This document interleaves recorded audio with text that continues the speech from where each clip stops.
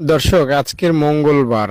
দোয়াটা শুধু আমার সাথে একবার পড়ে যাবেন, কোথাও লিখতেও হবে না, মুখস্থও করতে হবে না। একবার পড়বেন, দুইবারও না। আপনার গোটা জীবনের জানা অজানা যত গুনাহ আছে সব মাফ হবে। ছোট গুনার কথা বলছি না, বড় বড় গুনাহ, যেমন মিথ্যা বলেছেন, হিংসা করেছেন, নামাজ পড়েন নাই, রোজা রাখেন নাই, সুদ খাইছেন, এই রকমের মারাত্মক ভয়ঙ্কর লেভেলের গুনাহের কথা আমি আপনাকে জানাচ্ছি। ইনশাআল্লাহ এই দোয়াটা এতই অ্যাকশনে ভরপুর, যেই পড়বে সাথে সাথে অ্যাকশন। এই দোয়াটা যদি আজকে ফেরাউনও পাঠ করত, ফেরাউনের গুনাহ আল্লাহ মাফ করে দিতেন। তাই আপনি তো ফেরাউন না, ফেরাউনের মতো তো গুনাহ আপনার নাই। আপনাকে আল্লাহ তাআলা নিশ্চিতভাবে ক্ষমা করবেন। দোয়াটা পড়লেন মানে নিষ্পাপ হয়ে গেলেন, বাবু একদম মায়ের পেট থেকে বের হয়েছেন ওই রকম হয়ে যাবেন। হাদিস শরীফ এসেছে, নবীজি বলেছেন, 5 বার যদি কেউ গোসল করে তাহলে তার শরীরে যেমন ময়লা থাকতে পারে না, 5 ওয়াক্ত নামাজ পড়লে তার কোনো গুনাহ থাকতে পারে না। আরেকবার নবীজি একটা শুকনো ডাল ঝাড়লেন সাহাবীদের সামনে, সব পাতা একটা একটা করে পড়ে যাইতে লাগলো।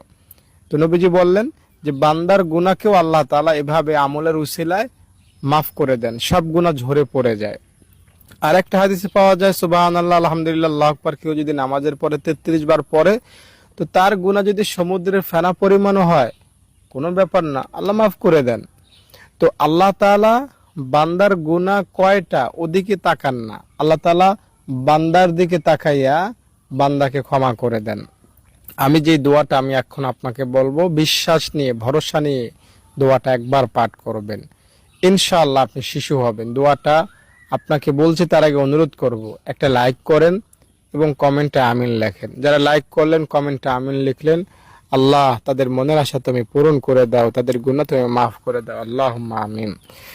দর্শক, দোয়াটা হলো আশহাদু আল্লা ইলাহা ইল্লাল্লাহু ওয়া আশহাদু আন্না মুহাম্মাদান আবদুহু ওয়া রাসূলুহু।